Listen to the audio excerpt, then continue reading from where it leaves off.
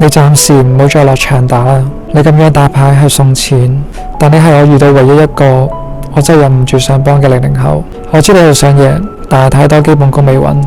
頭先你手 A5 路 A 傾傾牌面 all in 百幾 BB， 我明水下想追數，但係越急你會送得越多。UTG A5 路 open 已經係1級 ，call 埋 free bet 打 free way 2級 ，flop 仲要當 bet 3級，之後 4 bet all in 4級。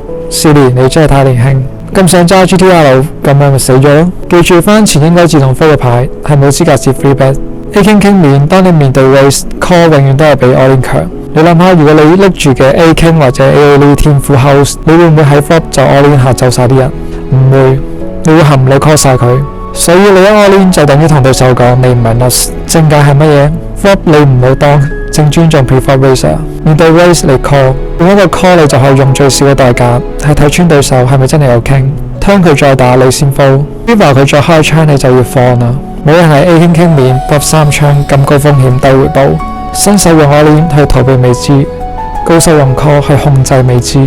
其實我可以唔講以上嘅嘢，但係我嘅善良之槍只係會對強者開槍，對住你我留唔到手。收藏呢一條片睇多6次，下次唔好再犯同樣嘅錯，加油！